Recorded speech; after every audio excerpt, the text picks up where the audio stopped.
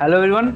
तो स्वागत है आप सभी का ऑर्गेनिक के नेक्स्ट वीडियो में। पहले वीडियो में हम लोगों ने एल्केन को पूरा वन शॉट में कंप्लीट किया। अब इस वीडियो में हम लोग एल्कीन को वन शॉट में खत्म करने वाले हैं, बिल्कुल चकाचक हर एक चीज़ आपको याद करा देंगे। चलिए स्टार्ट करते हैं। तो हमारे चैप्टर का नाम जो है एल्कीन है, इसको ऑलिफिन्स भी कहते हैं। ठीक है, ये ऐसे यहाँ पे गलत है, इसको हम लोग ऑलिफिन्स भी कहते हैं। इसका मतलब क्या होता है, ये हमारे ऑयल फॉर्मिंग होते हैं। कैसे होते हैं, ये हमारे ऑयल फॉर्मिंग होते हैं। बिकॉज जब हम क्या करते हैं किसी जो हमारा एल्कीन हो गया, इसको हम क्लोरीन के साथ ट्रीट किया तो हमें ऑयली लिक्विड मिलता है। क्या मिलता है? ऑयल लिक्विड मिलता है। इसलिए हम इसको एल्कीन या फिर ऑलिफिन्स को हम लोग ऑयल फॉर्मिंग कहते हैं। सबसे पहला है हमारा मेथड ऑफ प्रिपरेशन। क्या है हमारा method of preparation? Method of preparation देखते हैं क्या है। तो सबसे पहले मेथड ऑफ प्रिपरेशन क्या करेंगे, एल्काइन से बनाएंगे। क्या कराएंगे हम, एल्काइन से इसका रिडक्शन कराएंगे, तभी तो हमें एल्कीन मिलेगा। एल्काइन का हम रिडक्शन कराएंगे तभी तो हमें एल्कीन मिलेगा। देखो, इसमें हम लोग पार्शियल हाइड्रोजिनेशन कराते हैं। क्या कराते हैं? पार्शियल हाइड्रोजिनेशन कराते हैं। कलर चेंज कर लें, यहाँ पे हम कौन सा कलर लें? ब्लैक। चलो ब्लैक से ही करते हैं, ठीक है। तो यहाँ पे हम लोग पार्शियल हाइड्रोजिनेशन कराते हैं। तो सबसे पहला हमारा जो हाइड्रोजिनेशन है, पार्शियल हाइड्रोजन, वो हमारा बॉच रिडक्शन। क्या है हमारा? बॉच रिडक्शन।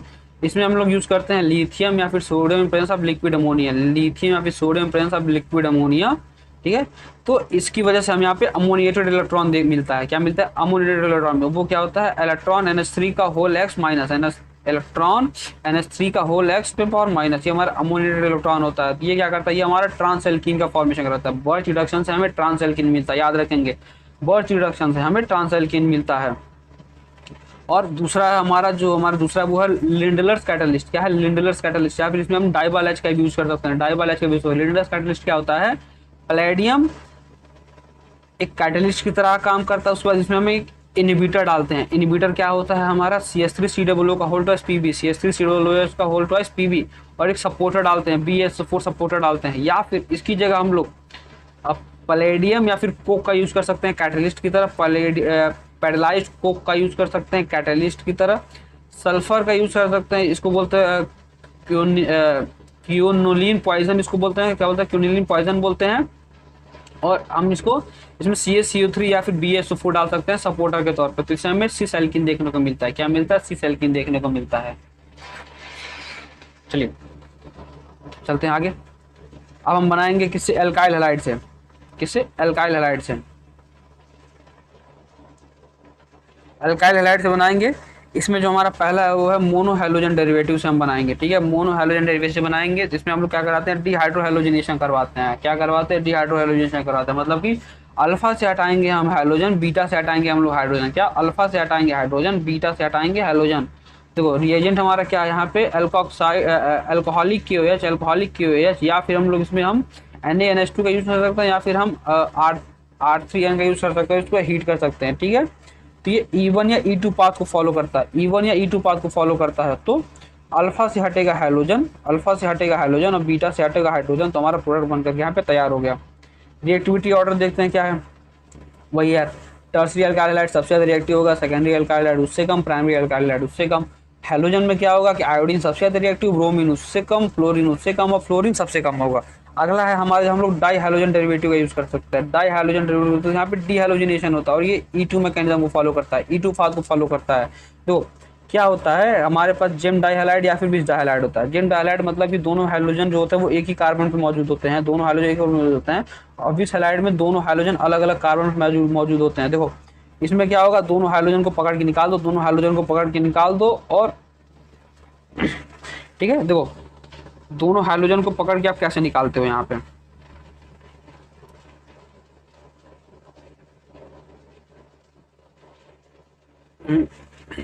देखो क्या होता है यहाँ पे,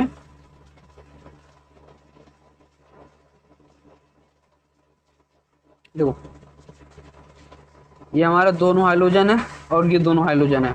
इसको निकाल करके अलग कर दो, और इनके बीच में डबल बॉन्ड लगा करके एल्कीन बना दो। क्या? इन प्रेजेंस ऑफ जिंक, अल्कोहल और हीट के साथ। या फिर इसमें हम sodium iodide in presence of acetone भी डाल सकते हैं, तो हमारे यहाँ पे एल्कीन मिल जाएगा हमें। ठीक है, देखो अगर सिस डाइब्रोमाइड को हम लेते हैं, ठीक है, और इसको हम zinc in presence of alcohol के साथ यूज करते हैं, तो ये रिएक्शन नहीं होगी। लेकिन अगर यहाँ पे हम लोग ट्रांसब्रोमाइड को यूज करते हैं तो यहाँ पे रिएक्शन होगी, और ब्रोमीन यहाँ से हटेगा, ये हटेगा, तो यहाँ पे डबल बॉन्ड का फॉर्मेशन हो जाएगा। क्या हो जाएगा? डबल बॉन्ड का फॉर्मेशन हो जाएगा। ठीक है, अगला है हमारा क्या कि जो टर्मिनल डाइहैलाइड्स होते हैं, जो टर्मिनल डाइहैलाइड्स होते हैं ये हमें साइक्लिक प्रोडक्ट देते हैं। क्या देते हैं? जब हमारे टर्मिनल डाइहैलाइड्स होते हैं ये हमें साइक्लिक प्रोडक्ट देते हैं। टर्मिनल के 2 कार्बन पे हाइड्रोजन मौजूद है, टर्मिनल के 2 कार्बन पे हाइड्रोजन मौजूद है, इसको हमने जिंक इम्बेलेंस ऑफ अल्कोहल या फिर हीट के साथ ट्रीट किया तो हमें साइक्लिक प्रोडक्ट देखने को मिलते हैं, साइक्लोप्रोपेन। जैसे कि यहाँ पे देखो रिएक्शन, यहाँ पे हमने साइक्लिक 4 कार्बन का हमें एक साइक्लिक प्रोडक्ट देखने को मिलता है। ठीक है, 4 कार्बन का साइक्लिक प्रोडक्ट देखने को मिलता है। चलते हैं अगले पेज पे। ये क्या है? हम अल्कोहल से बनाएंगे। ठीक है, अब हम अपने एल्कीन को अल्कोहल से बनाएंगे। ये होता है डिहाइड्रेशन और ये इवन मैकेनिज्म को फॉलो करता है। किसको? इवन मैकेनिज्म को फॉलो करता है। देखो यहाँ पे हमारा कोई एक अल्कोहल है, कोई एक अल्कोहल है, इसको हमने कंसनट्रेटेड H2SO4 170 डिग्री सेल्सियस या फिर Al2O3 350 डिग्री सेल्सियस पे ट्रीट किया तो क्या होगा हमारे यहाँ पे, वो देखो। इसको जूम कर दें तो आपको अच्छे से चीजें समझ में आएंगी। ठीक है, देखो क्या हुआ कि जो OH था, जब OH वहां से हटा तो वहां पे प्लस आ गया। OH हटा वहां पे अपने इलेक्ट्रॉनों को लेकर के तो वहां पे प्लस आ गया। अब ये वाला जो हाइड्रोजन है, ये हाइड्रोजन अपने दोनों इलेक्ट्रॉन को लेकर के यहाँ पहुंच जाएगा। ठीक है, तो यहाँ पे जो हुआ 1,2 हाइड्राइड शिफ्टिंग हुई। क्या हो गई? 1,2 हाइड्राइड शिफ्टिंग होगी हमारी, और ये हमारा प्लस ऊपर चला गया। ठीक है, प्लस यहाँ पे ज़्यादा स्टेबल है। तो इस कंपाउंड में जब बनाते हैं तो हम पहले स्टेबिलिटी को चेक करते हैं कि यहाँ पे कहीं शिफ्टिंग तो नहीं हो रही है। लेकिन यहाँ पे देखो, यहाँ पे हाइड्राइड शिफ्टिंग, क्योंकि प्लस यहाँ से ज़्यादा यहाँ स्टेबल, यहाँ पे तो सेकेंडरी है, लेकिन यहाँ पे आने के बाद ये हमारा प्लस जो चार्ज है वो टर्सरी हो जाता है, तो ये ज़्यादा स्टेबल है। तो यहाँ पे 1,2 हाइड्राइड शिफ्टिंग हो गई। अब 1,2 हाइड्राइड शिफ्टिंग हो गई तो सेट्ज़ेफ रूल के अकॉर्डिंग हम डीप्रोटोनेशन करा देंगे। क्या? सेट्ज़ेफ रूल के अकॉर्डिंग हम डीप्रोटोनेशन यूज करा देंगे। क्या है हमारे, देखो सेट्ज़ेफ रूल क्या कहता है कि पोलर बिकम पोलर, मतलब कि जिसके पास सबसे कम हाइड्रोजन हो, जिसके पास सबसे कम बीटा हाइड्रोजन हो वहां से हाइड्रोजन हटा दो। ठीक है, जिसके पास सबसे कम बीटा हाइड्रोजन वहां से हाइड्रोजन हटा दो। अल्फा हाइड्रोजन के पास तो कोई हाइड्रोजन है ही नहीं, कोई हाइड्रोजन नहीं है। बीटा हाइड्रोजन के पास एक हाइड्रोजन है, इसके पास एक हाइड्रोजन है, यहाँ से हाइड्रोजन को हटा दो, यहाँ से हाइड्रोजन को हटा दो। देखो बीटा तो ये भी है, बीटा तो ये भी है, लेकिन इसके पास हाइड्रोजन है। सॉरी, ये बीटा नहीं है, ये बीटा नहीं है, ये यहाँ बीटा है, बीटा हाइड्रोजन ये रहा और ये बीटा हाइड्रोजन ये। तो जिस बीटा कार्बन के पास सबसे कम हाइड्रोजन हो उसे बीटा हाइड्रोजन कहते हैं, उसे हटा दो वहां से और यहाँ पे डबल बॉन्ड लगा दो तो हमारा ये प्रोडक्ट बन करके तैयार हो गया। ठीक, अब इसमें रिएक्टिविटी ऑर्डर वही है हमारा। क्या? टर्सरी अल्कोहल सबसे ज्यादा रिएक्टिव होता है, टर्सरी अल्कोहल सबसे ज्यादा रिएक्टिव होता है, फिर सेकेंडरी अल्कोहल और फिर प्राइमरी अल्कोहल हमारा रिएक्टिविटी होती है इसकी इस तरीके से। देखो अगला है हमारा फ्रॉम कार्बोनिल कंपाउंड, इसे विटिक रिएक्शन कहते हैं। क्या कहते हैं? इसे विटिक रिएक्शन कहते हैं। ये देखते हैं क्या है।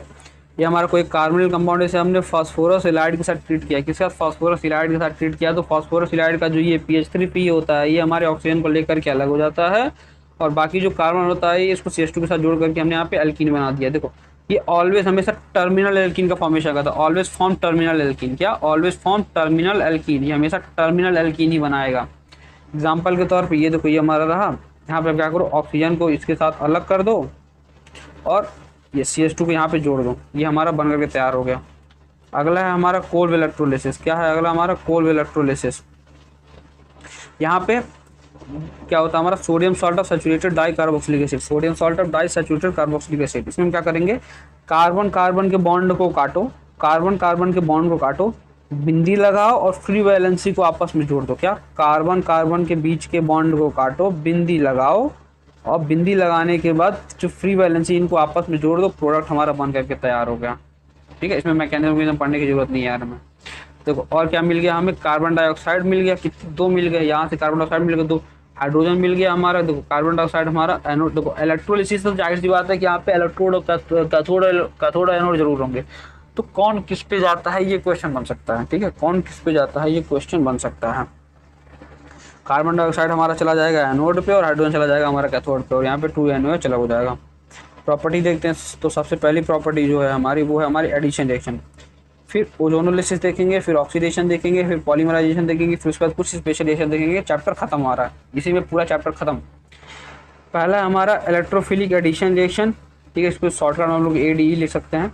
ये जो होता है हमारा मार्कोनी का रूल को फॉलो करता है या फिर ये पोरवाल का मतलब ये हमारे सर का ट्रिक है।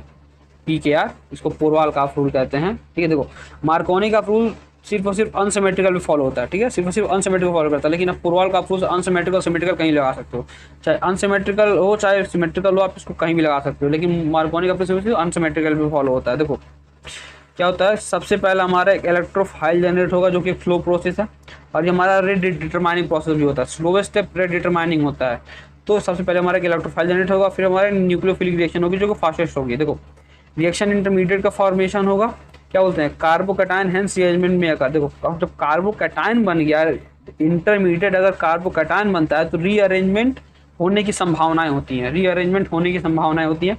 रिएक्टिविटी ऑर्डर क्या होता है, एल्कीन का टुवर्ड्स इलेक्ट्रोफिलिक एडिशन ये प्लस आई और प्लस आर के डायरेक्टली प्रोपोर्शनल होता है, और माइनस आई माइनस आर के इनवर्सली प्रोपोर्शनल होता है। ठीक है, इस वजह से प्लस आई प्लस आर के डायरेक्टली होता है, और माइनस आई माइनस आर के प्रोपोर्शनली होता है, इनवर्सली प्रोपोर्शनल होता है। एग्जाम्पल के तौर पर देखो, हाइड्रोजन हो गया, हेलोजन हो गया, हैलाइड हो गया, HOCl हो गया, NOCl हो गया, H2SO4 हो गया, CHCO3, CH3COOH हो गया, O2 हो गया इन प्रेजेंस ऑफ सिल्वर, या फिर हो गया वाटर। ठीक है, व्हेन एल्कीन एंड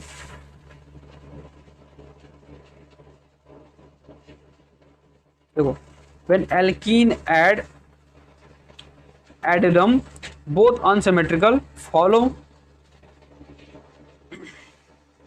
MKR। ठीक है, ये MKR को फॉलो करता है, मार्कोनी का रूल को फॉलो करता है।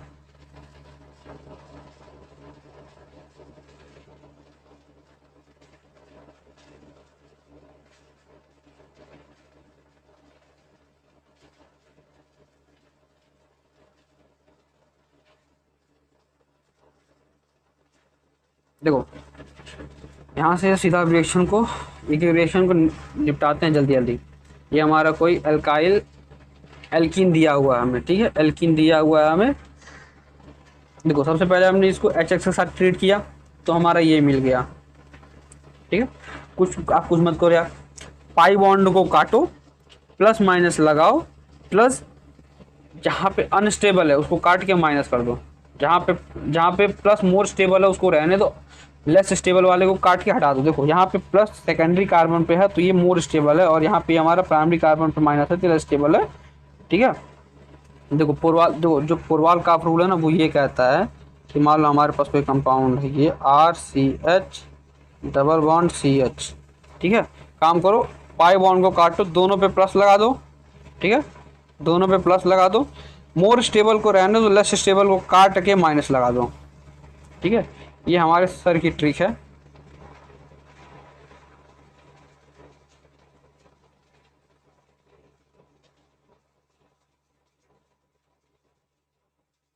बात समझ में आ गई? एक बार फिर से समझा दूँ। ठीक है, देखो फिर से देखो क्या होता, मान लो हमारे पास कोई कंपाउंड है, ये रहा RCH डबल बॉन्ड CH2, ये हमारे पास कोई एक कंपाउंड है। पाई बॉन्ड को काटो, दोनों पे प्लस लगाओ। अरे तुम हटो यार, reaction was undone, drawing was undone, हटो यार तुम।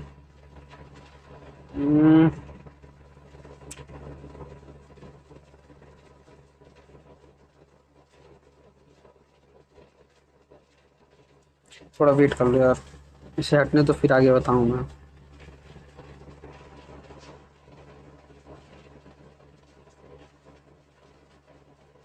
चलो यार तुम ऐसे रहो। ठीक है, देखो अब क्या करो, देखो ये हमारा सेकेंडरी कार्बन पे है और ये हमारा प्राइमरी कार्बन में मौजूद है, तो ये सेकेंडरी कार्बन का जो प्लस है ये ज़्यादा स्टेबल है, प्राइमरी कार्बन वाला कम स्टेबल, तो इसको काट करके माइनस लगा दो।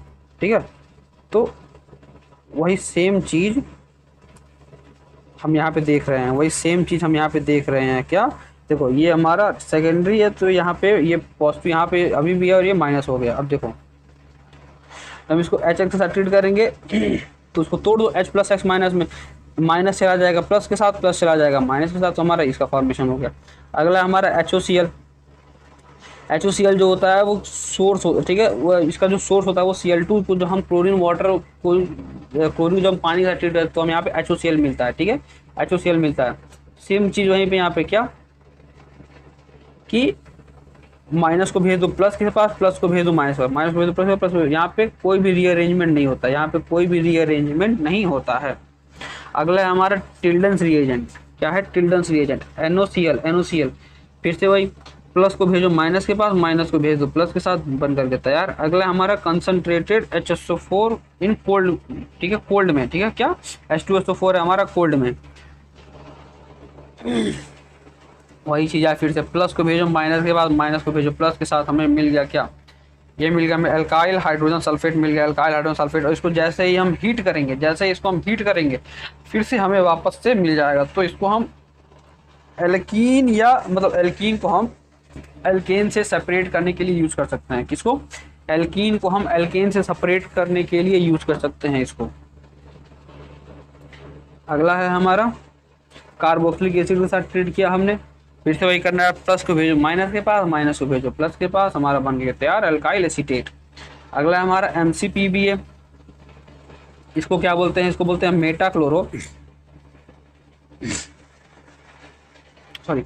मेटाक्लोरो पर बेंजोइक एसिड, क्या मेटाक्लोरो पर बेंजोइक एसिड, या फिर इसे हम half oxygen presence of CO के साथ ट्रीट करते हैं, ठीक है। तो यहाँ पे इपॉक्साइड का फॉर्मेशन होता है, या फिर साइक्लिक ईथर का फॉर्मेशन होता है, ठीक है, इपॉक्साइड या फिर साइक्लिक ईथर का फॉर्मेशन होता है, और इस प्रोसेस को हम बोलते हैं इपॉक्सीडेशन, इस रिएक्शन को बोलते हैं इपॉक्सीडेशन। अगला है हमारा हाइड्रेशन,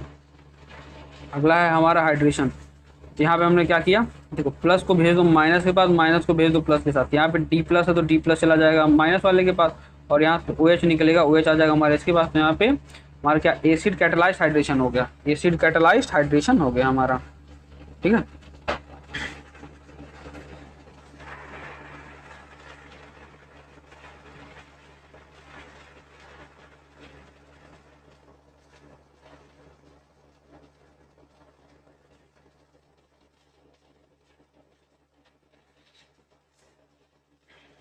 ये भी देखो, कभी कभी छोटा सा ये क्वेश्चन है, ये पूछ देते हैं वरना मतलब, लेकिन आप लोग अपने नॉलेज के लिए याद रखो, आपके पास दो कंपाउंड दे गया है, इसमें स्टेबिलिटी पूछता है कि कौन सबसे ज़्यादा स्टेबल है, ठीक है, आपसे इसमें स्टेबिलिटी पूछी है, कौन सबसे ज़्यादा स्टेबल है। देखो क्या होगा, इसमें 3 अल्फा हाइड्रोजन है, कैसे, 1 अल्फा हाइड्रोजन यहाँ है, 2 अल्फा हाइड्रोजन यहाँ है, तो इसमें 3 अल्फा हाइड्रोजन, लेकिन यहाँ पे 4 अल्फा हाइड्रोजन है, 2 यहाँ 2 यहाँ, ठीक है। यहाँ पे कितने हमारे पास, 4 अल्फा हाइड्रोजन है, ठीक है, कितने हमारे पास 4 अल्फा हाइड्रोजन है, तो ये हमारा ज़्यादा स्टेबल होगा, ठीक है, ये हमारा ज़्यादा स्टेबल होगा।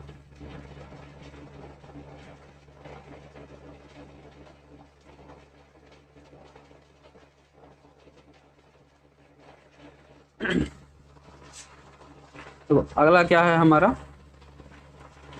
कि SN2 रिएक्शन जो होता है वो इन्वर्सली प्रोपोर्शनल होता है स्टेरिक हिंड्रेंस, ठीक है। अगर स्टेरिक हिंड्रेंस ज़्यादा है तो SN2 फॉलो नहीं होगा, अगर कम है तो SN2 होगा, तड़ा होगा। देखो पहले की ट्रिक क्या है कि लेस हिंडर्ड कार्बन ऑक्सीजन का बॉन्ड तोड़ो, ऑक्सीजन को दे दो H+ और R दे दो दूसरे कार्बन को, क्या, ऑक्सीजन को दे दो H+। देखो ये हमारा लेस हिंडर्ड कार्बन ऑक्सीजन के बॉन्ड को तोड़ो, यहाँ पे कार्बन ऑक्सीजन का बॉन्ड जो है वो लेस हिंडर्ड है, तो लेस हिंडर्ड कार्बन ऑक्सीजन के बॉन्ड को तोड़ा हमने,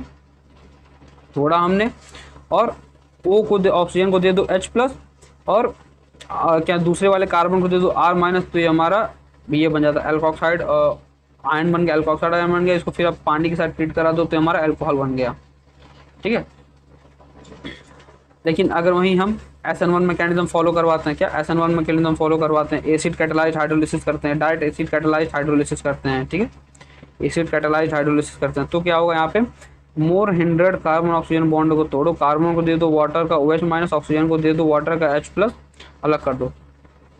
यहाँ पे हमने कार्बन ऑक्सीजन का बॉन्ड तोड़ा मोर हिंड्रेड वाला, यहाँ पे तोड़ा, ऑक्सीजन को दे दिया हमने वाटर का H+, और इसको OH- दे दिया हमने यहाँ पे, तो ये हमारा ये बन गया, यहाँ पे हमारा ट्रांसग्लाइकोल का फॉर्मेशन हो गया, इसका हो गया ट्रांसग्लाइकोल का फॉर्मेशन हो गया। ये चीज़ देखो, ईथर जो होता है वो इनर्ट होता है टुवर्ड्स बेस, ईथर जो होता है वो बेस की तरफ इनवर्ट क्या होता है, इनर्ट होता है। बट 3 और 4 मेंबर के जो साइक्लिक ईथर होते हैं, 3 और 4 मेंबर जो साइक्लिक ईथर होते हैं वो रिएक्शन करते हैं, क्यों करते हैं, एंगल स्ट्रेन या फिर रिंग स्ट्रेन के कारण, किसके कारण, एंगल स्ट्रेन या फिर रिंग स्ट्रेन के कारण ये इनर्टनेस को शो नहीं करते। कौन से, 3 या 4 मेंबर के जो साइक्लिक ईथर होते हैं,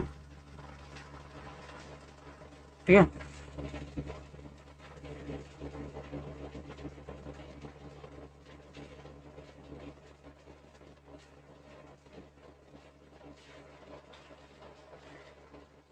एक क्वेश्चन दिया है, आप लोग इसे देख लोगे, यहाँ पे कुछ लिखा हुआ है क्या कि hydrogen halogen does not follow Marconi of rule because hence no arrangement because no carbocation form as reaction intermediate, कोई रिएक्शन इमीडिएट फॉर्म नहीं होता है तो कोई कार्बोकेटान नहीं बना, और जिसकी वजह से कोई भी रीअरेंजमेंट नहीं होता है, जिसकी वजह से हाइड्रोजन और हैलोजन जो होते हैं मार्कोनी का रूल को फॉलो नहीं करते हैं, ठीक है।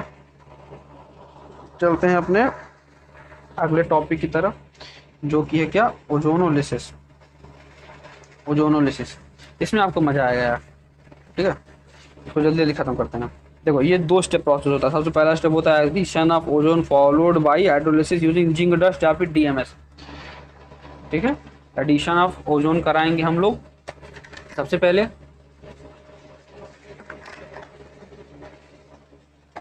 और वो फॉलोड होगा हाइड्रोलिसिस के द्वारा फॉलो होगा यूजिंग जिंक डस्ट या फिर डीएमएस। देखो क्या करो, डबल बॉन्ड को काटो, क्या, डबल बॉन्ड को काटो, दो ऑक्सीजन को बांट दो, ठीक है। दोनों को 2 ऑक्सीजन बांट दो, क्या, एक ऑक्सीजन इधर एक ऑक्सीजन इधर, डबल बॉन्ड को काट दो और दोनों को ऑक्सीजन बांट दो, प्रोडक्ट डायरेक्ट मिल जाएगा। अगर देखो हमें ये इतना, अगर हम इतना प्रोसेस नहीं करना चाहते हैं, कहाँ गया यार हमारा, देखो अगर हम ये वाला प्रोसेस नहीं करना चाहते हैं, इतना नहीं करना चाहते हैं, डायरेक्ट हमें प्रोडक्ट पूछता है, तो डायरेक्ट प्रोडक्ट के लिए आप क्या करोगे, डबल बॉन्ड को काटो, ऑक्सीजन को बांटो, प्रोडक्ट डायरेक्ट मिल जाएगा हमारा। तो प्रोडक्ट हमारा क्या मिल जाएगा, जब काटो तो क्या मिल जाएगा हमारा, RCH2 मिल जाएगा, दूसरा क्या मिल जाएगा हमारा, HCH2 मिल जाएगा। देखो लेकिन अगर पूरा आप लोग प्रोसेस करते हो तो सबसे पहले क्या करेंगे हम लोग, सबसे पहले कराएंगे एडिशन ऑफ ओजोन। तो एडिशन ऑफ ओजोन जब हमारा ओजोनाइड बनता है, एडिशन ऑफ जब ओजोन कराते तो हमारा ओजोनाइड बनता है। तो ओजोनाइड का फॉर्मेशन कैसे होता है, ओजोनाइड का फॉर्मेशन मैं यहाँ दिखाता हूँ आप लोगों को। हमारा क्या था वो, RCH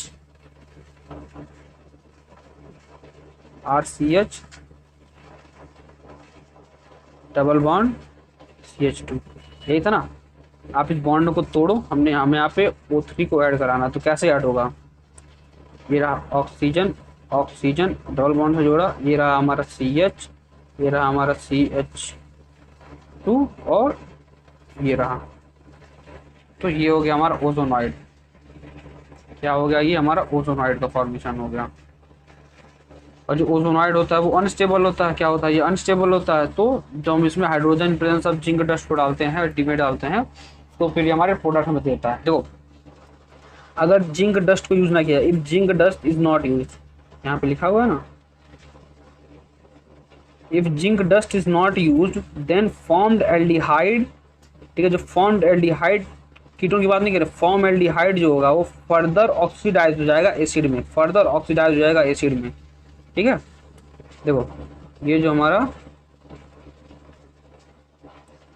एल्डिहाइड बना हुआ है, ये हमारा फर्दर ऑक्सीडाइज हो जाएगा एसिड में, और एसिड क्या होता है, टूट जाता है कार्बन डाइऑक्साइड और पानी में, ठीक है। ये जो हमारा HCHO बना हुआ है, ये जो हमारा ये बन जाएगा, ठीक है। अगर यहाँ पे R की जगह हमारा हाइड्रोजन हो गया, हमारा जो ये फॉर्मल्डिहाइड बनेगा, ये फॉर्मिक एसिड जो बनेगा, ये हमारा टूट जाएगा किसमें, कार्बन डाइऑक्साइड और वाटर में हमारा टूट जाएगा, ठीक है। इसलिए हम लोग इसमें जिंक डस्ट का यूज़ कर सकते हैं। अब यहाँ पे कुछ रिएक्शन शो किए गए हुए हैं, ठीक है।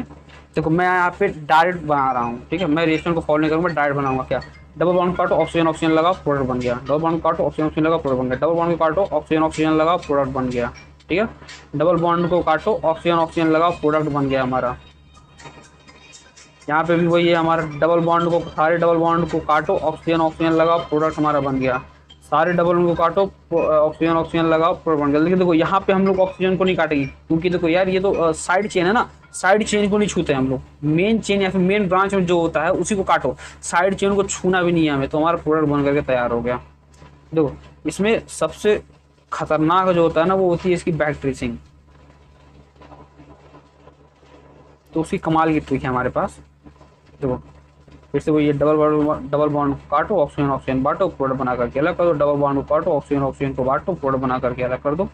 क्या होता है, ozonolysis use to locate position of double bond. सही बात है यार, आखिर तभी तो हम डबल बॉन्ड को ही तो काट रहे हैं, तो ये डबल बॉन्ड की पोजीशन को लोकेट करता है। दूसरा है ओजोनोलिसिस का यूज करते हैं हम लोग डिसेंडिंग द सीरीज, मतलब कार्बन को घटाने के लिए। देखो यहाँ पे कार्बन के अमाउंट को घटाने के लिए इसका यूज किया जाता है, ठीक है। Ozonolysis use for descending the series, मतलब अगर हमें कार्बन कम का प्रोडक्ट चाहिए तो इसके लिए हम इसका यूज कर सकते हैं। जो साइक्लोमोनोएल्कीन होता है, क्या साइक्लोमोनोएल्कीन होता है, वो ओजोनोलिसिस पर सेम कार्बन का प्रोडक्ट देता है। ओजोनोलिसिस प्रोड्यूस सेम कार्बन का ऑर्गेनिक कंपाउंड, सेम कार्बन का जो मोनोएल्कीन होता है। देखो जैसे ये हमारा एक मोनोएल्कीन है, ये हमारा एक मोनोएल्कीन है, ये एक मोनोएल्कीन है, ये एक मोनोएल्कीन है, तो ये सेम कार्बन के प्रोडक्ट हमें दे रहे हैं, ठीक है। अगला है हमारा क्यूमुलेटेड डाइइन, जो होता है वो ओजोनोलिसिस करने पे कार्बन डाइऑक्साइड को प्रोड्यूस करता है, जो वन ऑफ द प्रोडक्ट, ठीक है। अपने एक प्रोडक्ट के तौर पे कार्बन डाइऑक्साइड को ये प्रोड्यूस करता है। देखो बैक ट्रेसिंग पे सवाल आते हैं, और बैक ट्रेसिंग पे काफ़ी खूबसूरत सवाल आते हैं। हमें कोई एक रिएक्टेंट ए दिया जिसको हमने ओजोनोलिसिस कराया, फिर हमें एसीटोन मिलता है, तो बताइए हमारा ये प्रोडक्ट क्या होगा। तो सबसे पहले आप एसीटोन का स्ट्रक्चर बनाओगे, एसीटोन का स्ट्रक्चर बनाओगे, ठीक है। एसीटोन कितना है हमारा, एसीटोन का स्ट्रक्चर ये रहा, ये रहा एक एसीटोन, ये रहा दूसरा एसीटोन, ठीक है। दो एसीटोन हमारे यहाँ पे बने हुए हैं। अब देखो दो एसीटोन बने हुए हैं, तो क्या करो, ऑक्सीजन को एक तरफ लेकर के आओ। ऑक्सीजन का जो चेहरा है ना,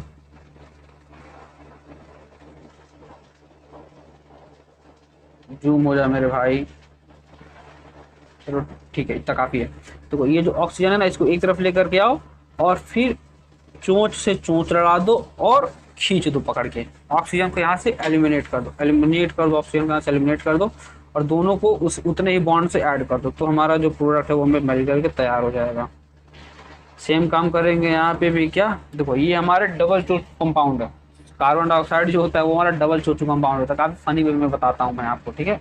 कार्बन डाइऑक्साइड जो हमारा वो डबल चोचू कंपाउंड होता है। तो फिर इसको पकड़ो, दोनों के ऑक्सीजन को जोड़ो, ऑक्सीजन को निकाल दो और प्रोडक्ट तैयार कर लो, ठीक है। अगला होता है हमारा ऑक्सीडेशन। ये 3 स्टेप प्रोसेस होता है। क्या ऑक्सीडेशन हमारा 3 स्टेप प्रोसेस होता है। सबसे पहला स्टेप क्या है हमारा, एल्कीन को हम लोग सबसे पहले क्या कहते हैं हम लोग, हाइड्रोक्सिलेशन करवाते हैं तो हमें ग्लाइकोल मिलता है। ओजोनोलिसिस करवाएंगे तो हमें ये सेकंड प्रोडक्ट मिलता है, ये सेकंड प्रोडक्ट मिलता है ओजोनोलिसिस करवाने पे। या फिर इसको हम लोग ओजोनोलिसिस विदाउट डस्ट करवाते हैं तो हमें ये प्रोडक्ट मिलता है, ठीक है। एक एक करके सबको समझते हैं, ठीक है। इसमें कुछ ऑक्सीडाइजिंग एजेंट का यूज होता है, तो उसको first step oxidising agent, second step oxidising agent और थर्ड स्टेप ऑक्सीडाइजिंग एजेंट कहते हैं। तो क्या है, if carbon dioxide is involve then double bond at some position. अगर कभी भी कार्बन डाइऑक्साइड रिएक्शन में इन्वॉल्व है तो ये मान लो कि जो डबल बॉन्ड होगा ना वो टर्मिनल पोजीशन पे होगा। कहाँ पे होगा, टर्मिनल पोजीशन पे इन्वॉल्व होगा। और last oxidative product of any organic compound जो होता है वो कार्बन डाइऑक्साइड होता है। मतलब कि कार्बन डाइऑक्साइड बन गया मतलब कि रिएक्शन खत्म। तो लास्ट ऑक्सीडेटिव प्रोडक्ट जो होता है ऑर्गेनिक कंपाउंड का वो कार्बन डाइऑक्साइड होता है। देखो फर्स्ट स्टेप के ऑक्सीडाइजिंग एजेंट कौन कौन से होते हैं। फर्स्ट स्टेप के ऑक्सीडाइजिंग एजेंट कौन से होता है, पहला होता है हमारा फेंटस रिएजेंट, दूसरा होता है हमारा बेयर्स रिएजेंट। फेंटस रिएजेंट हमारा क्या होता है, देखो 3 होते हैं। फेंटस रिएजेंट होता है, फिर होता है osmium tetroxide presence of sodium bisulphate, क्या sodium bisulphide, osmium tetroxide presence of sodium bisulphide, ठीक है। तो फेंटस रिएजेंट क्या होता है हमारा, Fe plus 2 in presence of H2O2, Fe plus 2 in presence of H2S2। Bears reagent क्या होता है हमारे 1% of alkaline KMnO4, 1% of alkaline KMnO4, ठीक है। और ये टेस्ट ऑफ अनसेचुरेशन के लिए काम आता है, टेस्ट ऑफ अनसेचुरेशन के लिए काम आता है। ये हमें ट्रांस हाइड्रोक्सिलेशन, सिस हाइड्रोक्सिलेशन और ये सिस हाइड्रोक्सिलेशन। फेंटस रिएजेंट हमारा ट्रांस हाइड्रोक्सिलेशन कराता है। ये हमारा जो ऑस्मियम टेट्राक्लोराइड ये हमारा सिस हाइड्रोक्सिलेशन कराता है, और बेयर्स रिएजेंट हमारा सिस हाइड्रोक्सिलेशन कराता है, ठीक है। यहाँ पे ट्रांस में क्या होगा, एक OH जो होगा वो हमारा डैश से जुड़ा होगा और एक OH हमारा बेस से जुड़ा होगा। सेकंड स्टेप के ऑक्सीडाइजिंग एजेंट कौन से होते हैं हमारा, होता है पहला होता है हमारा लिम्यूक्स रिएजेंट, दूसरा होता है हमारा लेड टेट्रा एसीटेट। क्या होता है हमारा, लेड टेट्रा एसीटेट होता है हमारा। ठीक है, इन प्रेजेंस ऑफ, देखो लेट रेटा होता है हमारा, ठीक है, ये हमारा सेकंड स्टेप के ऑक्सीडाइजिंग। थर्ड स्टेप के ऑक्सीडाइजिंग होते हैं हमारे हॉट क्यूब। क्या? हॉट क्यूब, ये हमारे थर्ड स्टेप के ऑक्सीडाइजिंग एजेंट होते हैं। क्या क्या होते हैं हमारे ये होते हैं, देख लो। पहला होता है हमारा KMnO4 in presence of acidic medium, KMnO4 in presence of basic medium, या फिर K2Cl2O7 in presence of acidic medium, और इसको हीट करते हैं। Potassium dichromate in presence of acidic medium heat करते हैं इसको।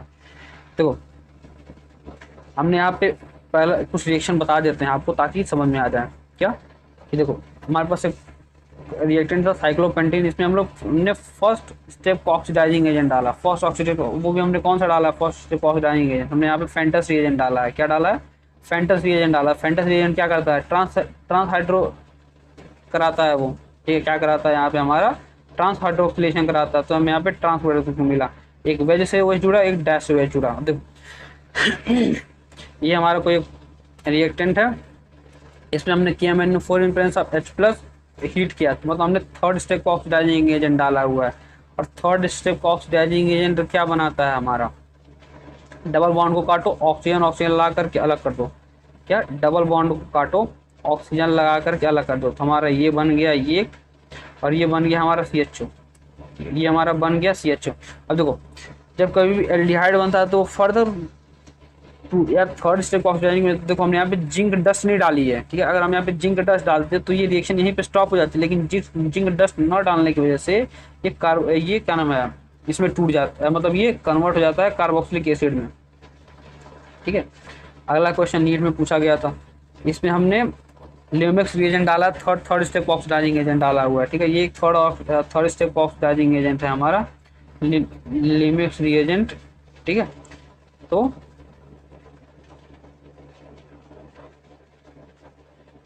देखो दो होते हैं लिमिक्स रिएजेंट, दो होते हैं। अगर हमने osmium tetroxide in presence of sodium periodate में डाला तो हमारा सेकंड स्टेप ऑक्सीडाइजिंग एजेंट हुआ, लेकिन अगर हमने NiO4 in presence of KMnO4 डाला तो ये थर्ड स्टेप ऑक्सीडाइजिंग एजेंट होता है। और ये third oxidising step oxidising agent क्या करवाता है? देखो हमने यहाँ पे जिंक डस्ट नहीं डाला है, तो जाहिर सी बात है फाइनल प्रोडक्ट हमारा एसिड बनेगा, फाइनल एसिड बनेगा। तो वही करो आप, carbon carbon carbon carbon double bond को काटो, अब इनको एसिड बदल दो, तो दो ऑक्सीजन थमा दो, प्रोडक्ट हमारा बन करके तैयार हो गया यहाँ पे डायरेक्ट, ठीक है।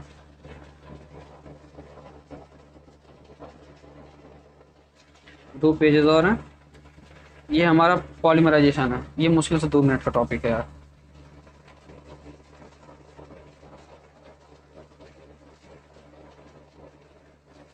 क्या है हमारा? ये हमारा अगला हमारा है पॉलीमराइजेशन।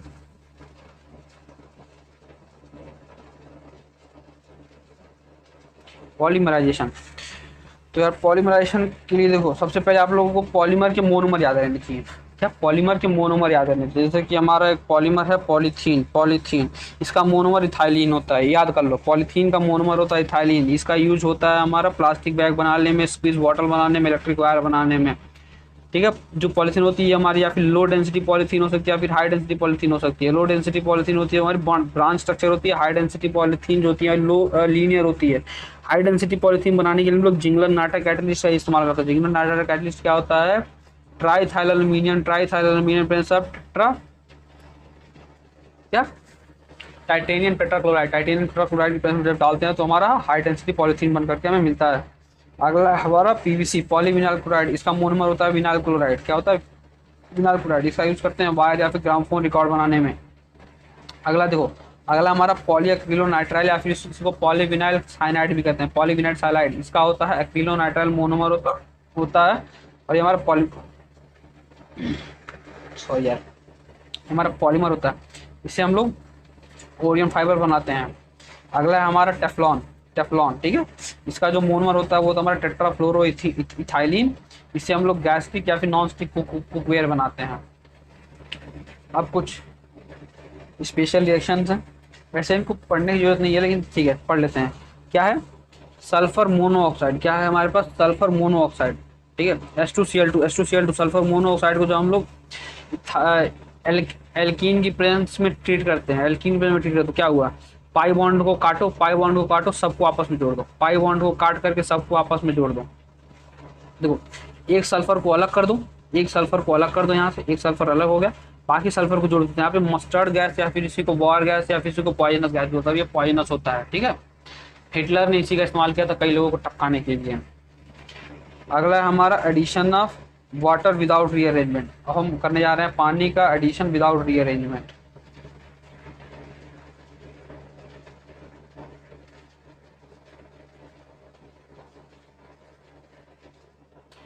क्या है हमारा ये, हमारे पास कोई एक एल्कीन है, ठीक है। हमने इसको देखो दो स्टेप से गुजारा है। पहला है मार्कोनी का रिएक्शन, दूसरा है हमारा एंटी मार्कोनी का फ्रूट। पहला है मार्कोनी का फ्रूट, दूसरा एंटी मार्कोनी का फ्रूट।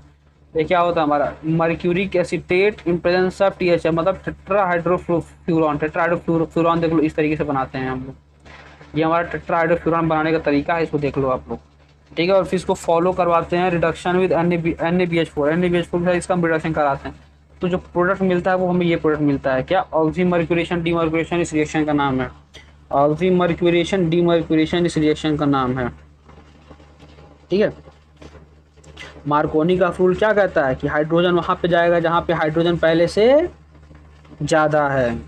हाइड्रोजन वहां जाएगा जहां पे हाइड्रोजन पहले से ज़्यादा है, ठीक है।